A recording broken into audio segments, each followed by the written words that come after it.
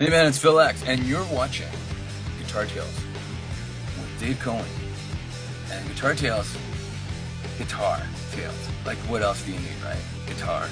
We're geeks, nerds, gear, inspirations, positive vibes. Look out.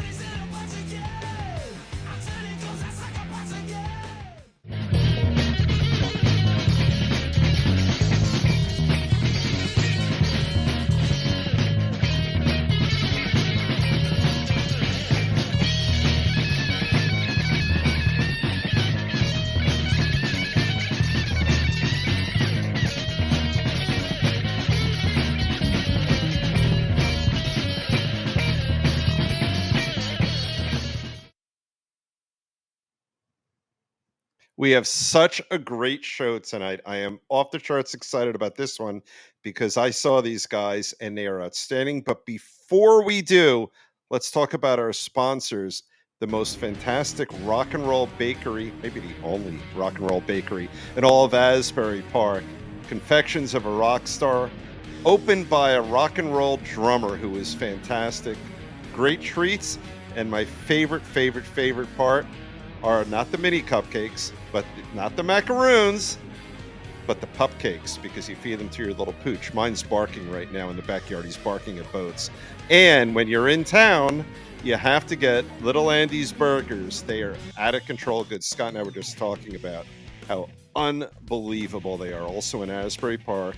Absolutely fantastic. They got cheesy fries with the works on them. Go to Asbury Park. Support your band, support your businesses, support Guitar Tales.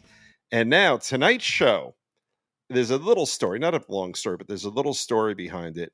My little asshole dog, I had to get him a grooming job down in Mystic Islands, New Jersey. And I kept passing this great place called the Lizzie Rose Music Room. And I've always wanted to go there. And I thought, you know what? Tonight I'll go. And I went on their website, read it wrong, and I thought there was a folk guitar player. I thought, all right, that's okay. And I sit next to some nice folks there, and they're like, no. You're getting some New Orleans music here. And I flipped out in a good way. And I watched these guys, our Soul Project NOLA rocked my socks off. They rocked the room. And we're going to do another show. We have it lined up with the Lizzie Rose Music Room, which is a wonderful place to see wonderful music. But let's get on our guest tonight, John Cristian Duque, if I'm pronouncing your last name correct. Enough.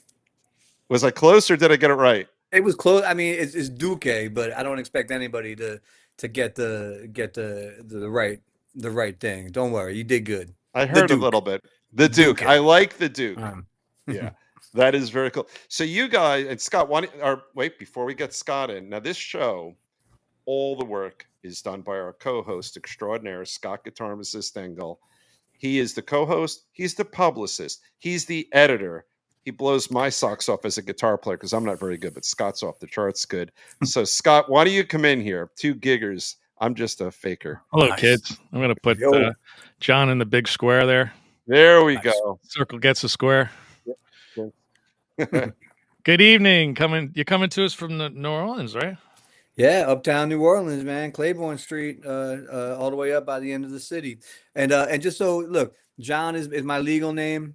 My friends call me Christian, so All right, I hope you all do the same. I hope you We consider us will. friends, and so we'll call you Christian. How's that? We Yes, sir. will.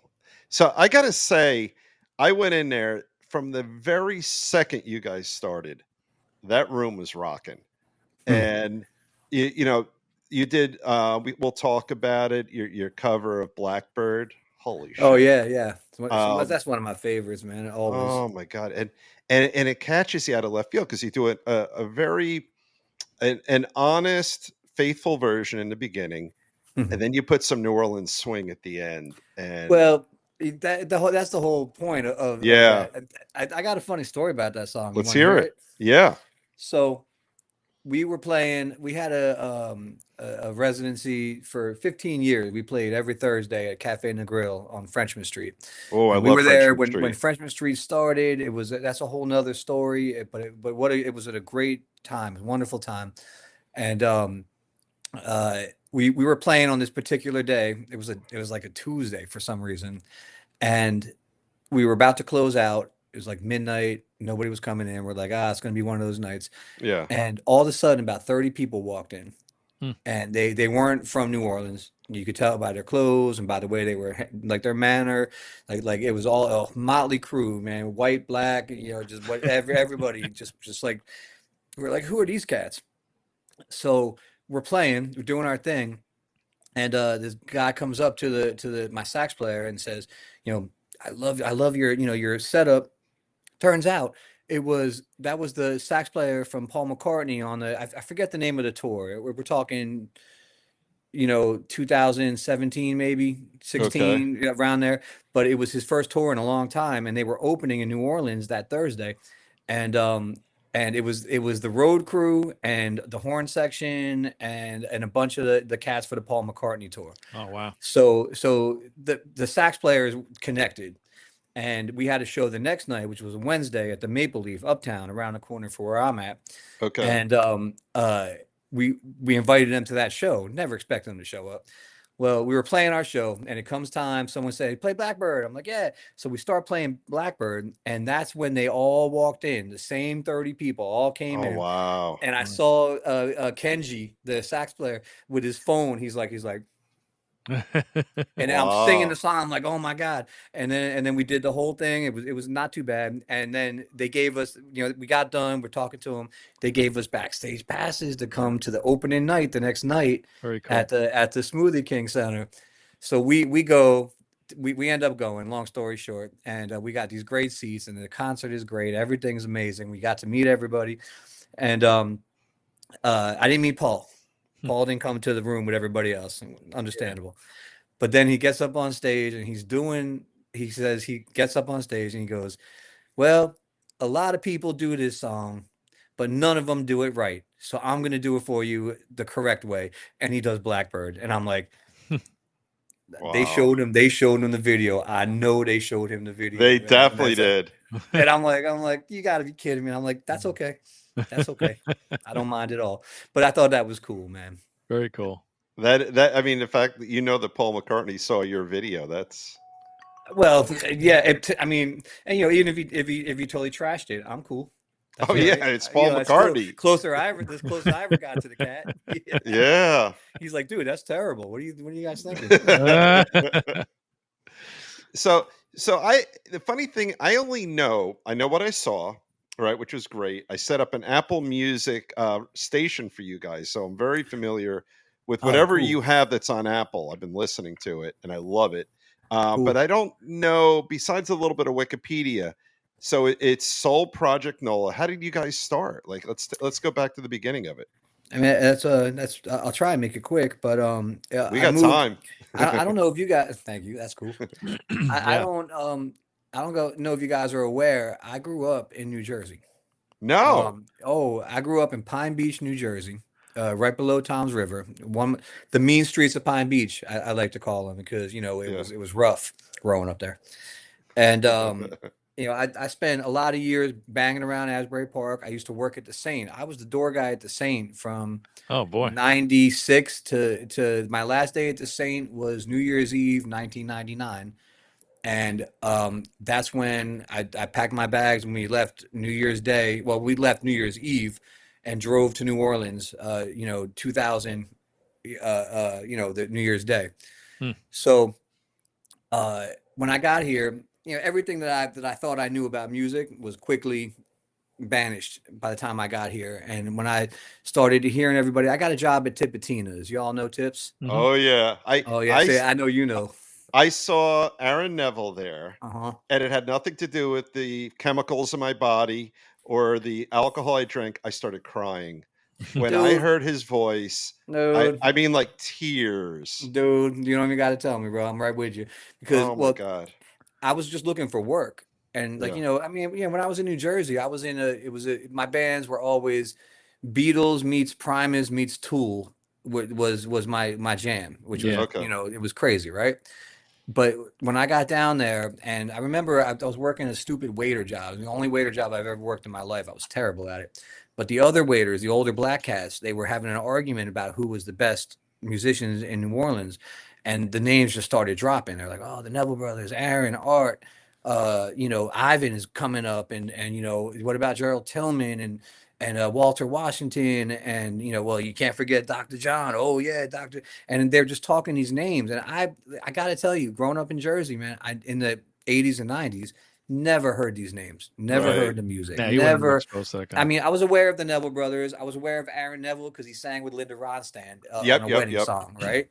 And so I was aware of that, but had no idea. So I got fired from the waiter job, thankfully. And the only job I could pick up was at Tipitina's, and it happened to be Mardi Gras. And you Oh, know, it's hard to find cats to work on Mardi Gras, but I didn't know nothing about it. So I was like, you know, like, we need you, you know, all day, Thursday, Friday, Saturday, Sunday, Monday, Tuesday. I was like, I'm in. they're So I easy worked. crowds during Mardi Gras. No big deal. Yeah, exactly. But in that first week that I worked there, I saw my first show was George Porter Jr. and the Running Partners, and that was when he had the band. It was John Papagro on keyboards, uh, uh, George, of course. I'm trying to think. Well, on drums was the great Russell Batiste Jr., who had taken over for Zigaboo at that time, and Zigaboo, I mean, is the greatest, but he had already moved away. So Russell was playing, and Russell, man, this band just blew me away. It was so loud and so good. Like, Mm. I was cool enough that they gave me the security detail at the side of the stage, so I was backstage. Like, you know, I got to let in who. Very I cool. didn't know who was who, but I could tell. You Yeah. know, Yeah. like, you know, when people walk up, but sitting on those purple turbo sound speakers, which they got rid of, you know, they had to, but those turbo sound speakers, I could have a conversation like this, and it was still super loud Mm. and punchy, and it was so funky. And George, you know, you guys know George Porter Jr., of course, and meters and everything. Dude, my eyes just went bling, my ears went, and my brain went. You saw the light. Oh man! And then the next night, I saw Walter Washington for the first time, who became my boss later on.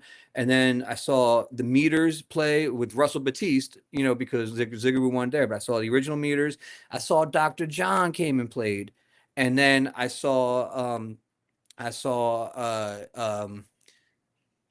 was it Aaron and Art put a band together and did a special show. And then of course Galactic played as well. Y'all aware of Galactic yet? I do not know Galactic. That's what I'm talking about. I Yeah. grew up there never knowing. Man, we'll get into that a little bit later. But Plus, that opened my the ears Saint, to, the Saint always had original music, right? Pretty much. yeah, always. That was the So, key. That was because you, Scott didn't want to pay the BMI license. yeah. I don't blame him. No, but Yeah. he was always, no, it was always about trying to, you know, promote original music, which was fantastic, you know. That was a great, I love the Saint to this day. I wish he was still open, but I understand why he's not. Yeah. And there were so many great bands and musicians. I saw, and one of the greatest shows I ever saw in my life was Ozo Motley came from California and Mm. played at the Saint. And it was so packed out and it was so hot. We were passing out water from the bar, and it there was a lot of magic that happened in that little club, a tiny, tiny little club. Last time I was at the Saint, I was there with the keyboard player from Bon Jovi, David Bryan's I daughter love was him. I doing love that cat. stand up. She was doing That what? stand up.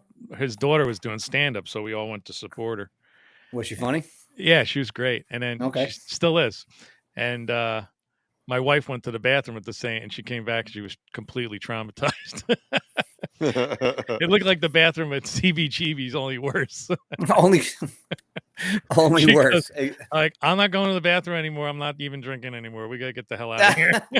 No, you're supposed to drink more. That's how you like. Wait get for her rid to You don't of finish her notice whatever it, you set, though. and then bought. we'll say Get goodbye, rid of it. everybody. We'll get out of here. I lived upstairs at the Saint for a winter, which Wow. was an interesting experience, man.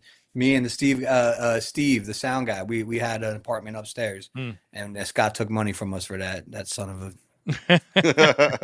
I didn't know you were that local to us. I live just about 25 minutes south of Pine Beach. I'm in Stafford Township, Manahawkin. Of course, man, Manahawkin. Yeah. Of course, man. Yeah, I'm Yeah. all about it, man. Mean streets. Oh, it's rough out here. It's very You got to rough watch out out, bro. You got I to watch know. out. here. Yeah. It's a rough Yeah. town. It's a rough Yeah. town. So you go down there. Tipatina is like, even your stories brought me back. Like I went in there. I was out of my mind anyway, but and I just heard that voice because you got the upper level and you got the lower level, and it's Mhm. it's just religion. It's religious It and it's I religion. say my university and my church was Tipitina's because I heard it. Oh, I saw the light. It was like and that was Aaron singing actually. oh And my then God. the rest was history, bro. And once you hear it, you cannot go back. I got I hate to say goosebumps it. right now. That was Mhm. 25 years ago. I saw him there. Nice, Yeah, nice. easily 25 Well, years dude, ago. I've been here 25 years now. This is my 25th year, so it So I was might have seen around the you. same time. I Yeah. might have been I might have been the one kicking you out of backstage, being like, "You don't got to pass, bro. You got to No, go." I The, la- did. the My last time I'm sorry, Dave. The last God. time I was in New Orleans was for the WWE Hall of Fame show, and my friend who we had on the show, Bully Ray Dudley, was getting inducted, and we flew in for that. Oh, that's And awesome, so man. I got That's to that's huge. walk around and hang around, and I was, like you said, dressed the part. I had like this snakeskin suit on with sunglasses on. You can, I'm not going to say that that's what everybody wears down here, but I will tell you this: everybody wears whatever the hell they want to wear Yes, down they here. do. And I love Yeah. that down here. You do what you want to, man. Do what you want to. It As is. long as you don't hurt nobody else, Yeah, you Yep. can do whatever the hell you want to do. It yeah. is. It is the best town in the country. I'm sorry. It just is. Man, I don't want to. I'm biased, but Yeah. I agree. I Yeah. agree. It is fantastic. My daughter starts at Tulane in 2019. Oh, I dude, congratulations! That's yes. Well, they're amazing. both my kids graduated from there, So, and all right. So I was going to ask you what your connection to Tulane was, and did yeah. you go So as well, or it's now just I them? just spent all. I mean, I was going to New Orleans before my kids went there. Yeah. But then my daughter went. She graduated in 23. My son graduated in 24. Oh New man, Orleans is the kind of congratulations. town. So when we moved her in, I was not able to attend the parents' welcoming ceremony the next morning. I actually missed it because Dude, that's what nobody shows up to any of that stuff. Let's be real, no, man. Nobody shows up, and everybody understands. It's okay. no, my son's graduation, they just went straight through the night Yep. until the graduation. They didn't even sleep. They're just right around. Oh yeah. Oh man, that's New Yeah, Orleans, baby. I was driving. It was a 10 o'clock ceremony, and it's maybe What? 9:20. Are they crazy? Yeah, 10 o'clock. Oh, and come on. I'm driving at about 9:20, and I called my daughter. I'm like, I can't. There's no way. I just can't do it. And Mm-mm. she understood. But yeah, that's New Orleans. We all understand. Yeah, We all. we do. They call it the Big Easy for a reason. They do. So Mhm. so when I found out, to come back to my opening story, in a very good way, I flipped out. I thought, all right, I'm not really like into folk music, but that'll be nice to see someone Yeah, at Lizzie Rose. there's a few. There's Yeah, a few. and it's great music. It's just not for me. And then I Yeah. found out there's some band I never heard of you guys. And I mean, from the minute you started till the minute you were done, it was, first of all, that place. I have a mental block. What's the place in New Orleans where Preservation Hall? Yeah. Lizzie Rose is sort of like a New Jersey version, sort of, kind of, right? Because No, they're not. I can agree with that 100%. I can agree Yeah, with that 100% because it's not made to be a music place, right, and they turned it into such. Yeah. right. And there's no, you're not buying alcohol there. It's not a bar scene like other places. But what's so special about it, you get like 70 people in there. Mhm. And I know you know this. I learned it. Musicians love to play there. If, they might have a bigger gig at the Pony or in Atlantic City coming up, but they'll do a stop. The acoustics are outstanding. They are. And you know that when you go there, you're going to people who were there not to pick up, not to get drunk. I mean, they might be they're drunk. Oh man, Yeah. and talk about, well, it is kind of weird because they're all sitting right in front of you. I mean, and Yeah. they're sitting. Yeah. When I say they don't allow it's not that they don't allow dancing. There's no room for dancing, and Right. and that's Yeah. weird for a band like ours. But they are right there. Like, Yeah. you know what I mean? Like, it's a little uncomfortable, to be I bet honest, it would be. because Yeah. well, a little bit. I remember I did a gig with my boss was Walter Washington. We did a gig in Rhode Island one time. There's a jazz club. I'm gonna say I'm not gonna say the name because I don't want to say it wrong, but it's basically a Chinese restaurant. Okay.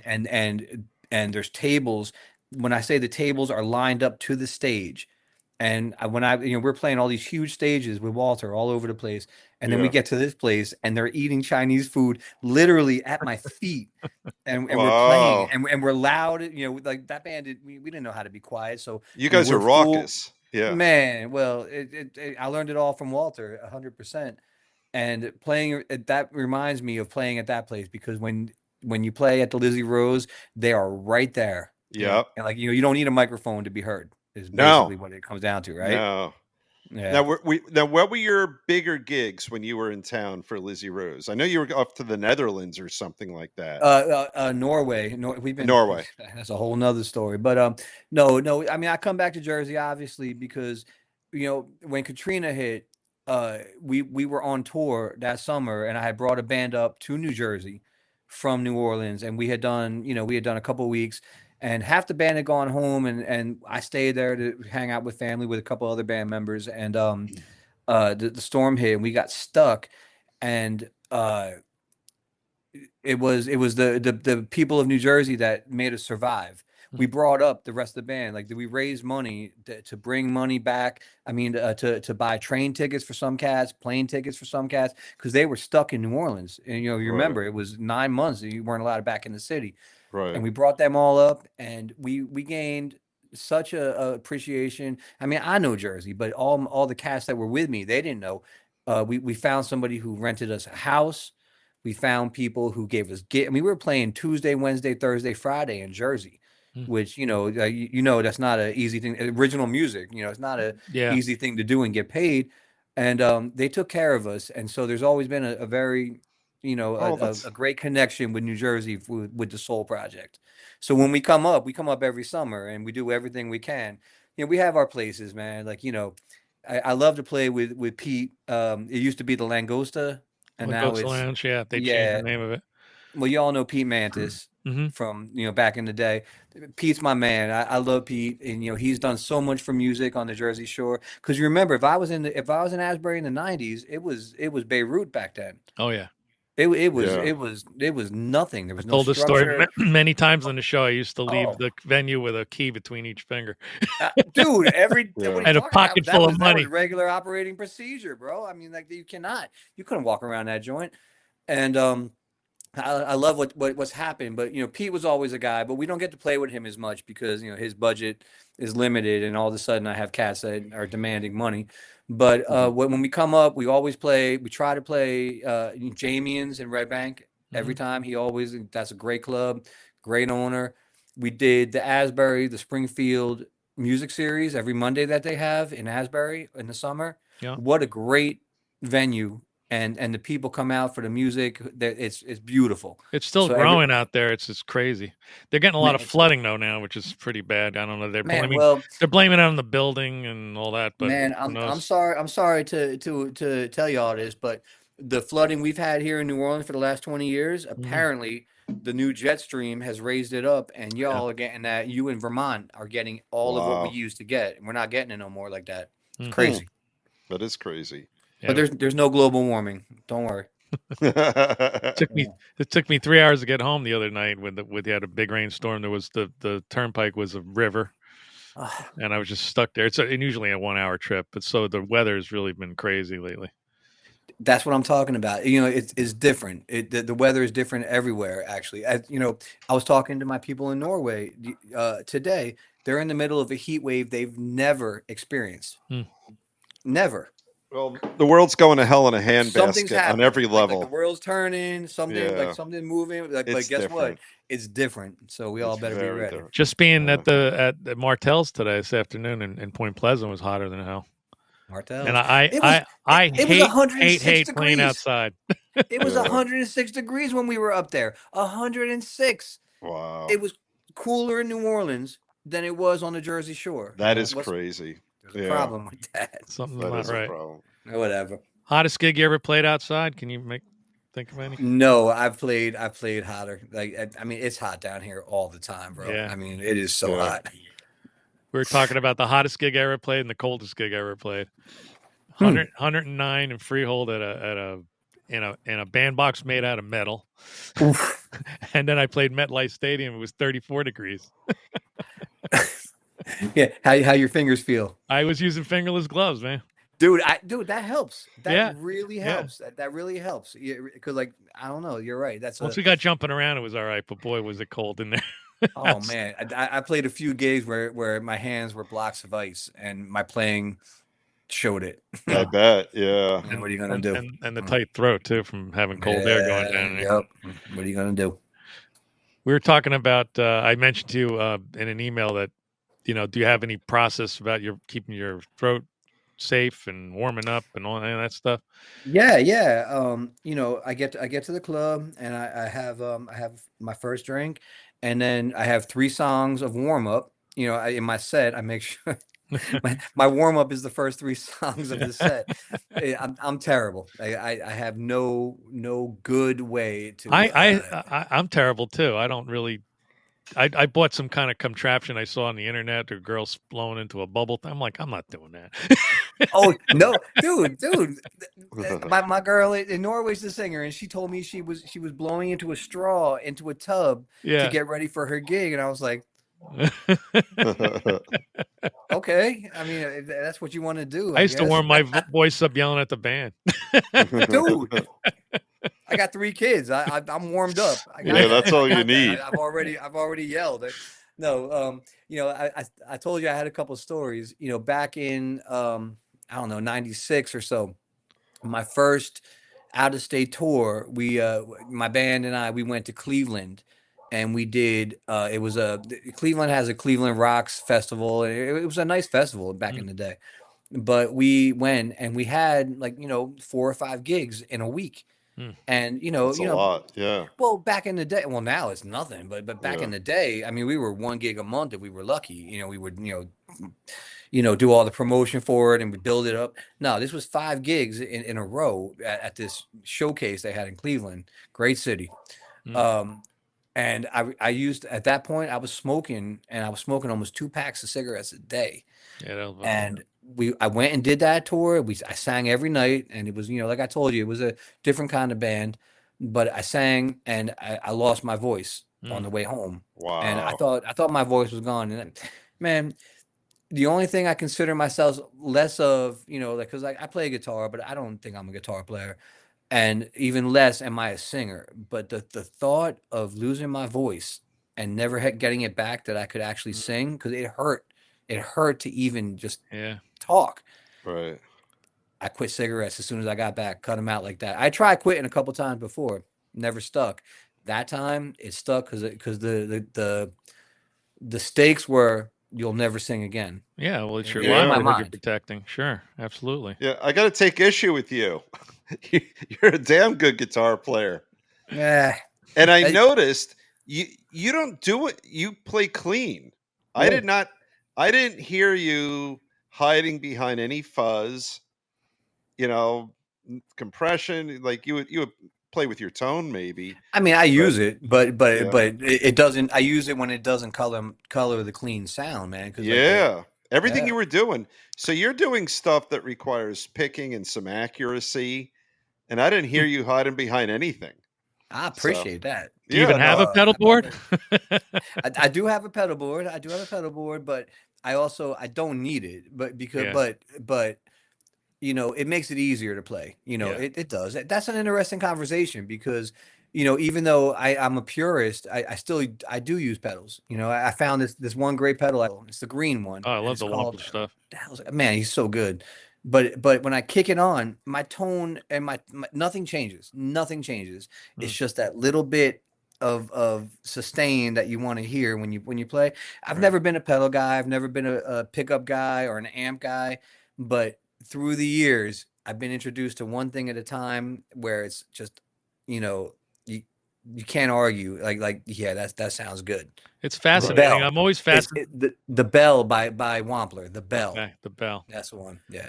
I'm always fascinated by and we had a guy that makes pedals on the show. He made the Karen pedal, which was the best. He's got a picture of Karen. It was like a real pedal. I think I've heard of the Karen pedal. It blew up on the internet. Anyway, Scott grabbed him right away. Yeah. I was like, this guy, if this is a real pedal, I want this guy on the show.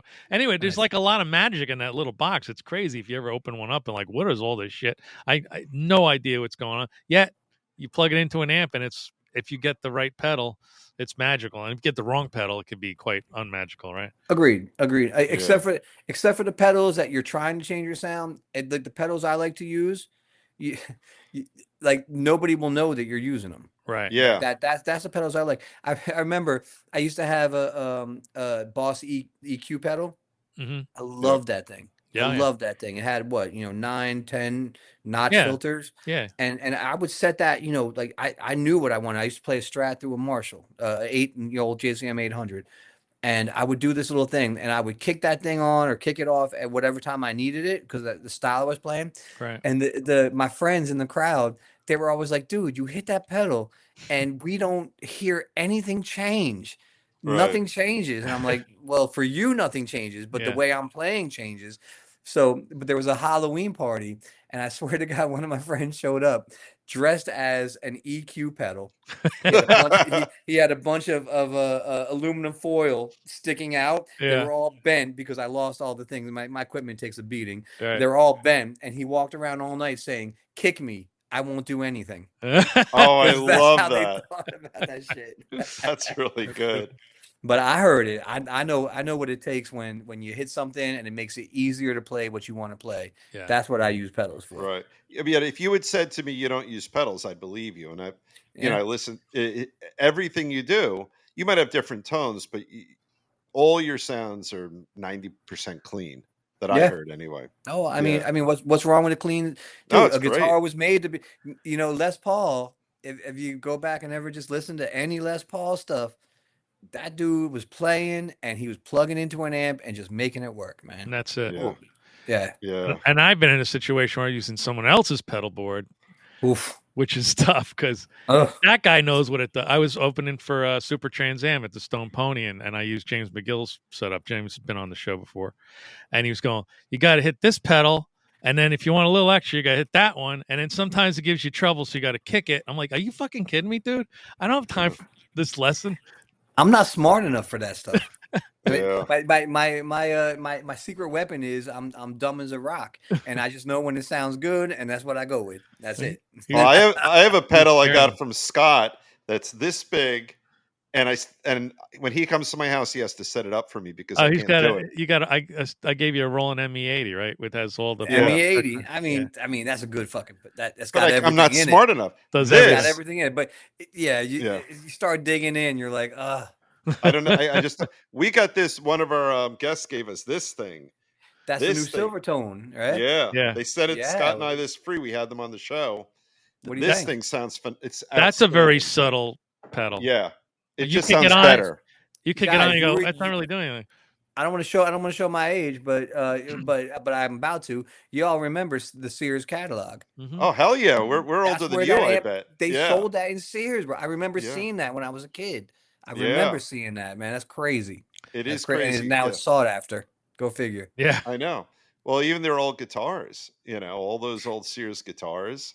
Remember they had all the switches on them, the little not the nice switches, the little what do you call switches?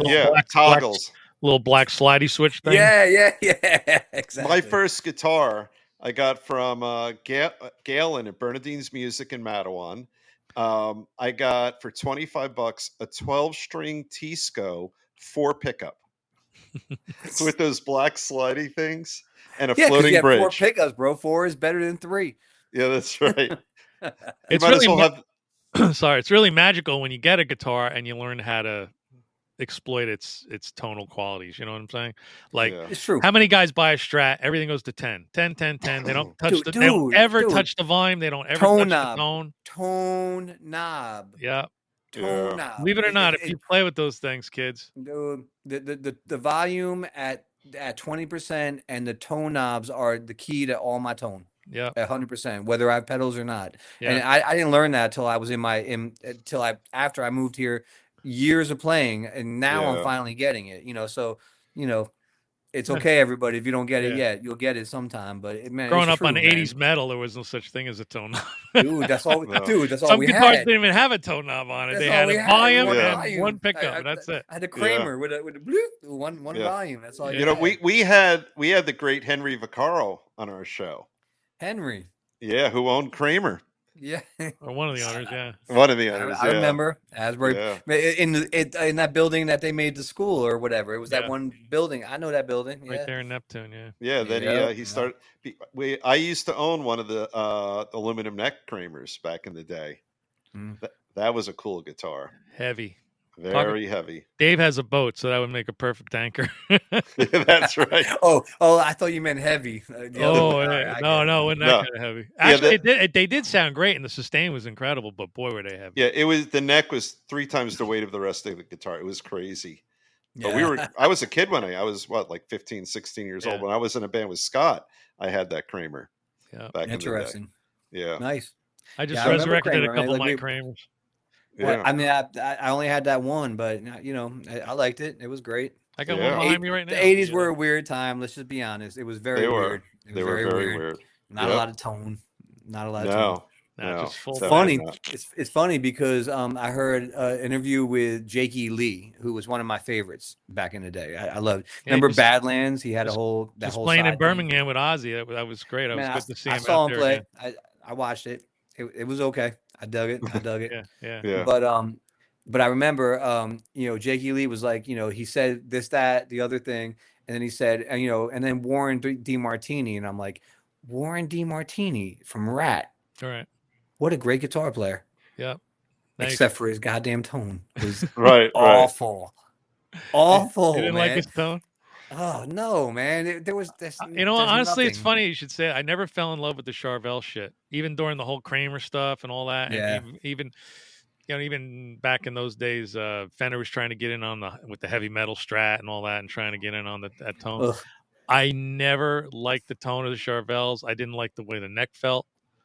Nothing. I liked in the 80s. I liked the Ibanez's is what I Yeah. liked. Ibanez was doing it right in my opinion. And a couple of Jacksons were nice I too. had no money, so I never got any good guitars back Yeah. then. Right. Yeah. Yeah. But the Ibanez's were the right price point for me, and they worked. At the Yeah. time. What are you gonna do? They made a really good acoustics back then too. Yeah. Man, acoustics are a weird animal to me. They Our are buddy such a Charlie, weird- Scott and I have a friend Charlie. I was cutting the lawn of a chiropractor when I was 14 or 15.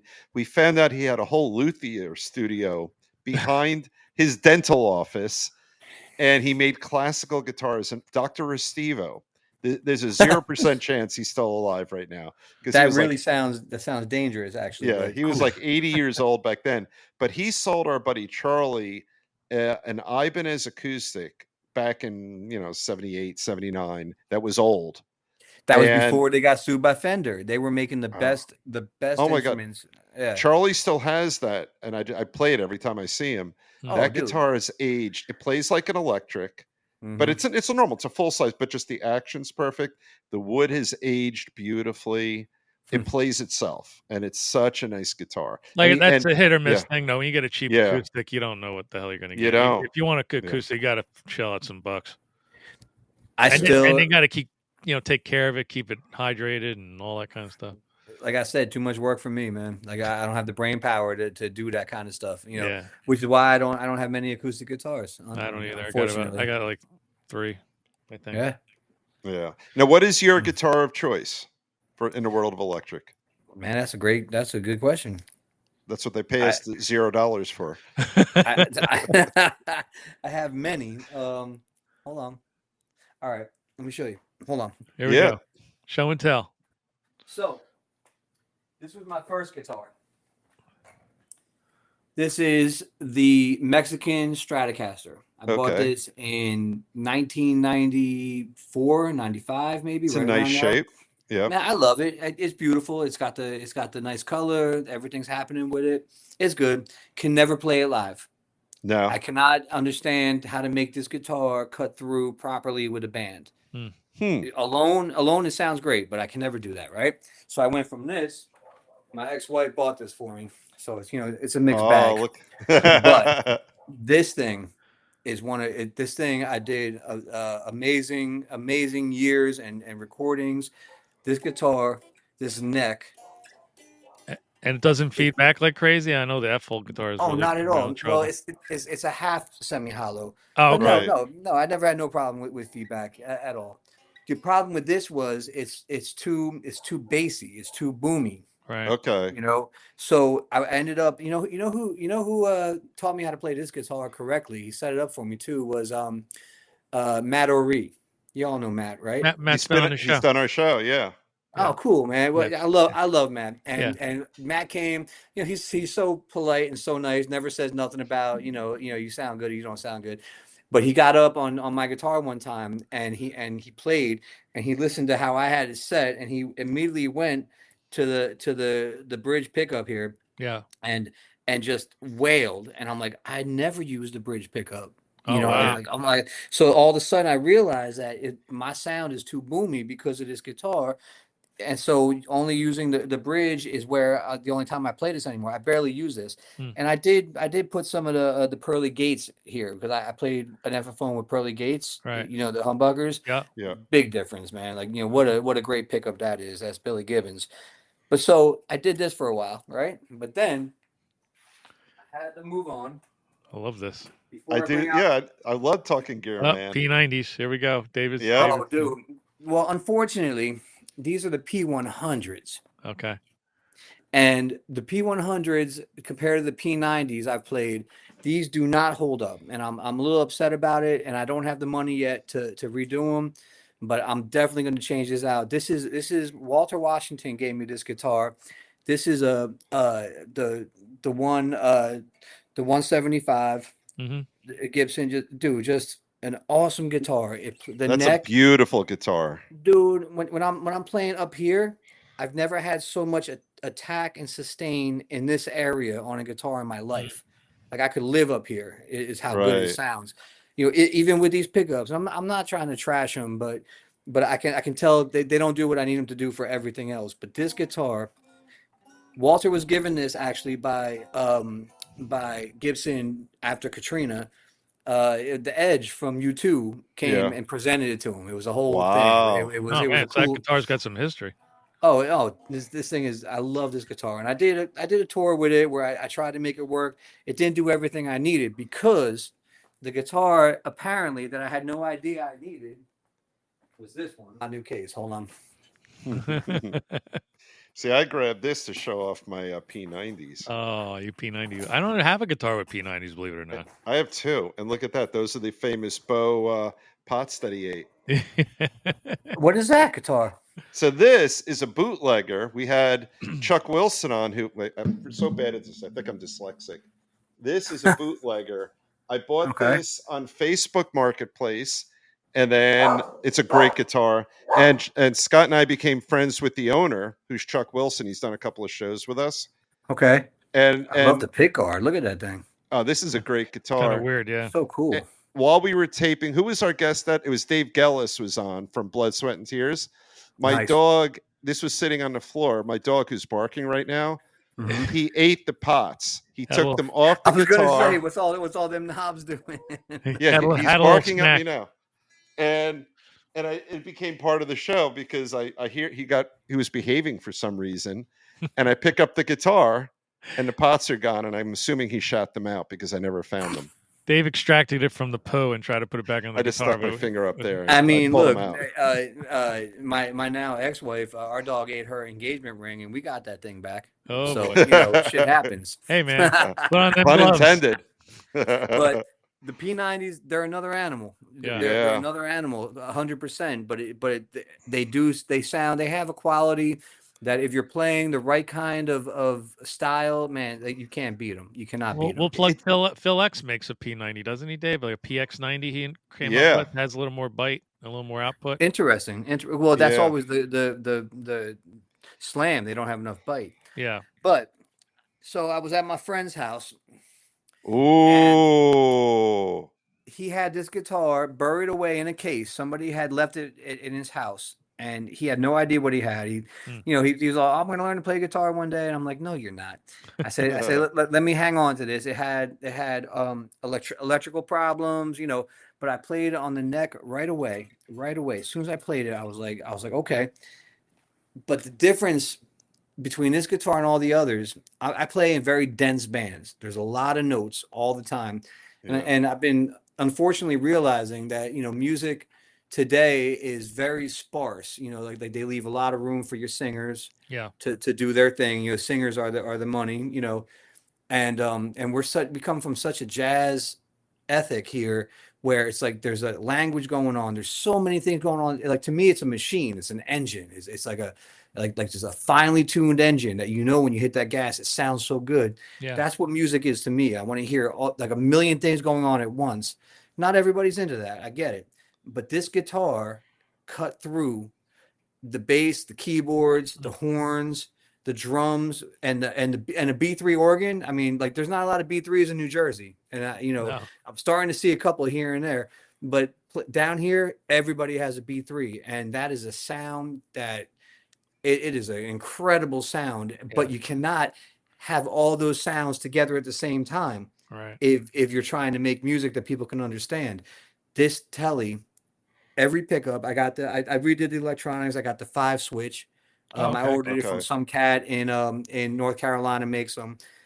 I put it in, same pickup, same neck. It's actually a Korean Squire. Really? Yeah, that's why I got left at the house. Nobody knew. But I did some research. The NAFTA treaty, it was the first year of the NAFTA treaty when this guitar was made. Mm-hmm. You know, like getting into politics and music, which we shouldn't, but that they were trying their best to do the best job they could, because there was no tariffs back and forth. Right. And these guitars for about 3 years were so well made that they stopped production. They had to bump it up and charge more for them. But these guitars they're, I mean, I'm not saying they're sought after, but they're very well made. Let me tell you, I have a Squire telly. It's a Rolling Rock telly, beat the beer. That's the only reason I bought it, because it looked cool. Nice. Once I got it home plugged in, I'm like, this thing is fantastic. This is the most telliest telly that I've ever tellied. The most telly. I like that, Scott. It's crazy. I'm playing Albert Collins. I'm like, this is fantastic. And the neck is comfortable. And Dude, it's a Squire, but it said like 40th anniversary on the neck plate. And I'm like, I play it all the time. It's really great. You know, my boss, Walter, I haven't gotten into him yet, but my boss told me from day one, he goes, it don't matter what kind of guitar you have. You know, like you, if you should, yeah, dude, it's all in your fingers. It's all in what you're trying to play. And if you can't make it sound good, it's your fault. Yeah. Right. That you don't ever blame a guitar or an amp or, you know, pedals. You know, it's your fault if you don't make it sound good. As long as you take care of it. I just, the Sambora Stratocaster I play, made in Mexico. I play that thing all the time. Dude, that's my strat. Stays in tune. Sounds great. It's got a PAF DiMarzio in the humbucker position. And I was having like a grounding issue. So when I went and changed strings the other day, I never took the backplate off, honestly, because it's a Floyd. So there's no reason to take the backplate. Why would you? Unless you're changing string gauges. And the wire was just tucked under a pice of metal.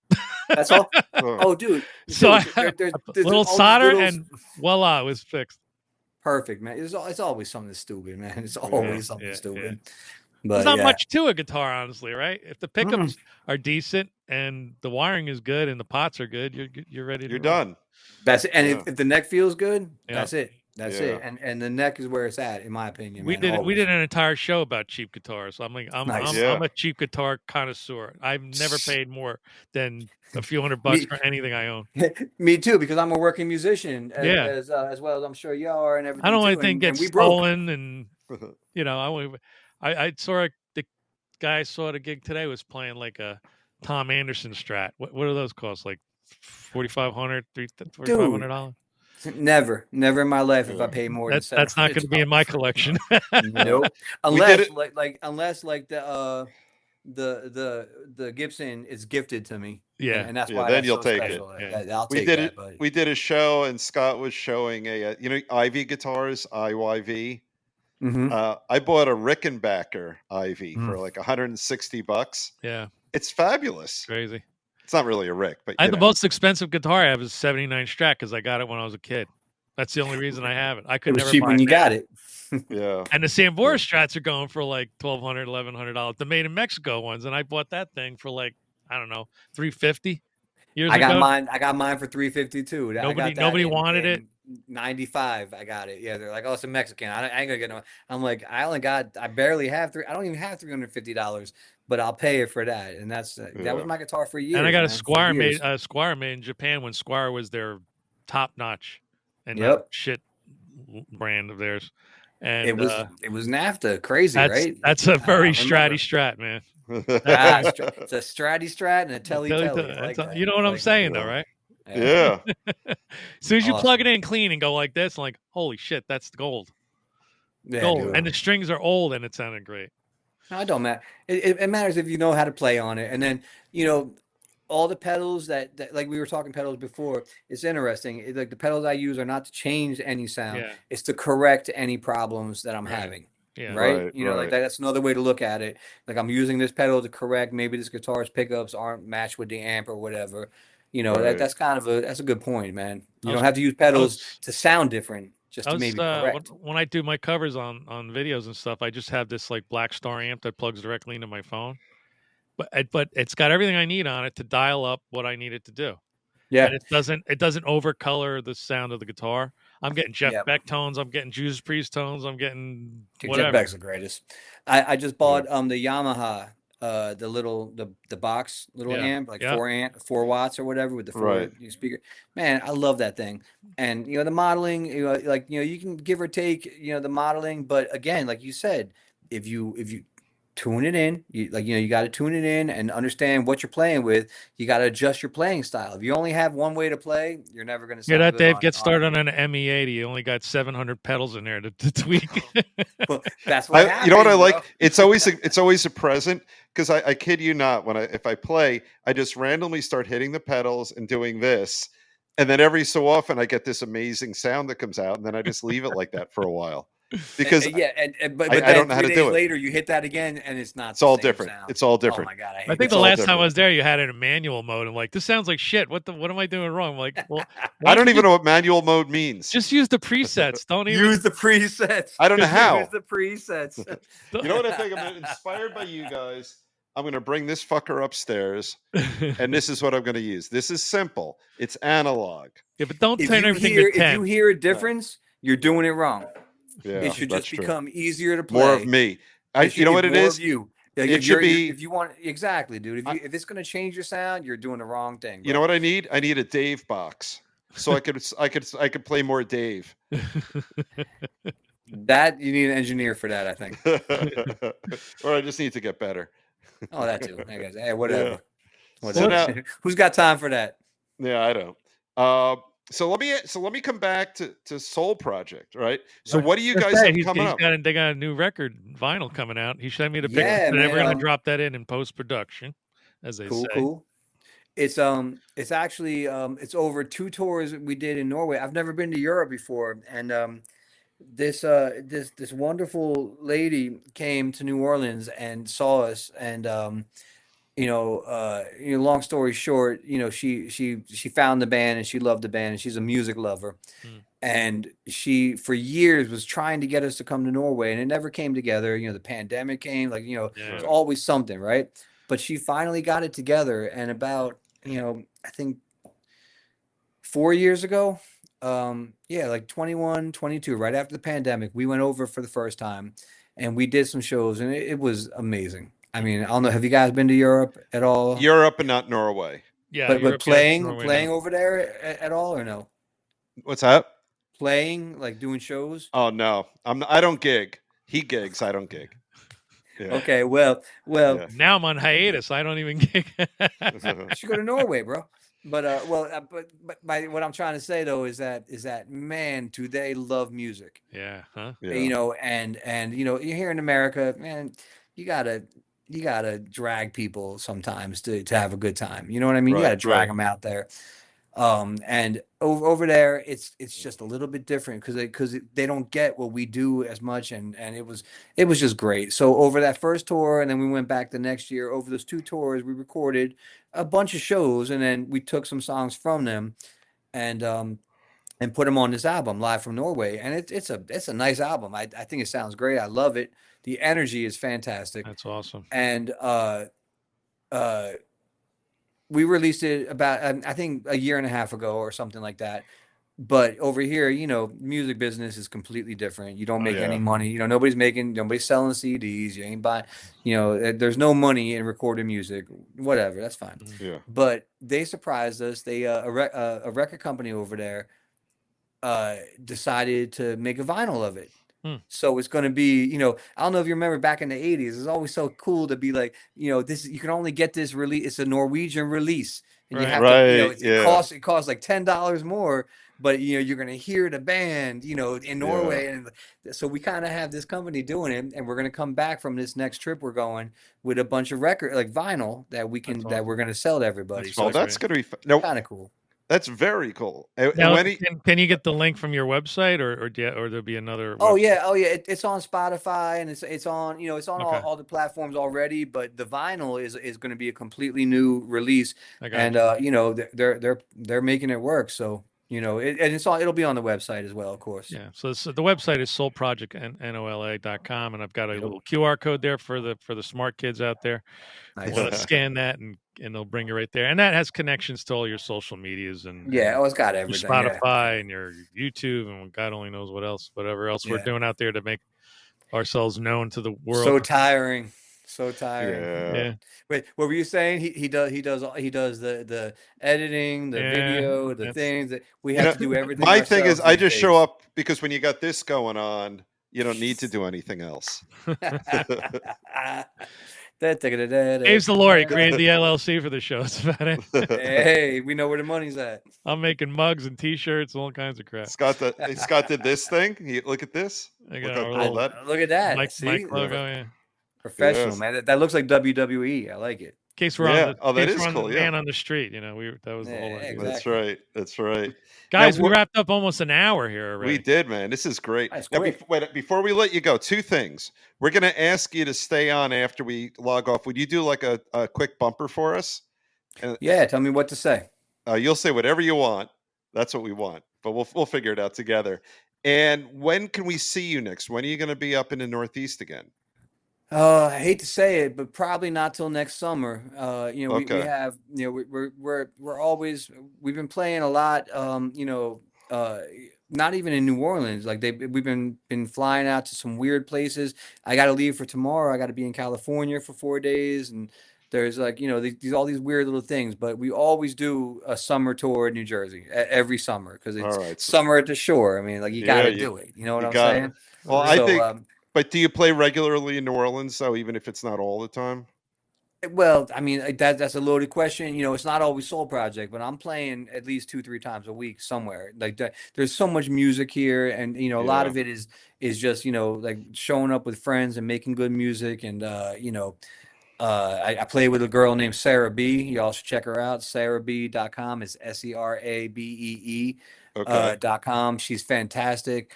There's there's always gigs where I mean, it's all pickup gigs and it's beautiful. We all just Yeah. have a lot of fun. So I'm always playing, but Soul Project, we've kind of been waiting for the right opportunities at this point. That's Right. awesome. That makes sense. Yeah. Yeah. Well, I am so glad I saw you and we got to connect like this. It was Yeah, how- dude, me too. This is What a fantastic. small world knowing Matt O'Ree and growing Yeah. up in Jersey Dude. and talking about the Saint. Erin is one of she used to come sing with Soul Project when she was 16 years old. Was that- She showed up at a club. We got her ass into some club in the Seaside Heights. And they're like, she's too young. I'm like, but she's with the band. Yeah. So they let her in on a New Year's Eve show on the boardwalk in Seaside. And Tremendous talent. Those guys are great. she sang on this show. So she and Matt performed a song she wrote that half the talk about crying. We used to do this live before COVID. Everyone was crying in the studio when she did it. She's voice a super of hers, talent, man. I just Oh wrote my a song God. with her this last trip. I drove to her new house and sat with her at half an afternoon. Song is written and done, man. She's a true professional. I love Erin. Oh, and that voice is insane. Yeah, Absolutely insane. I Yeah. agree. I agree. Yeah. All right. Well, with that, fellas, Christian, hang around after we're going to continue to run tape after we play the outro, and you could do a quick bumper for us, and I'll edit that into a thing. I'll Yes, sir. drop some music behind it, kind of like we did with Phil X. He goes, what do you want me to say? Well, just say whatever you want. Sometimes you guys go, hey, my name is Joe Schmo, and you're watching Guitar Tales, and that's it. That's fine. All right, But all but right. it's cool. We can run the bumper before some of our shows. Yeah. Absolutely. And if we have somebody famous on, that's who's that guy? I want to find out more about Find out Yeah. more. All right. I'm down. All right, kids. Excellent. We're gonna end the show with I don't know. I really love Ron Bumblefoot's outro. Well, let's do that one then. All right. So this is what I'm talking about. Here's a great example. Hello, I'm Ron Bumblefoot Thole, and you're watching Guitar Time.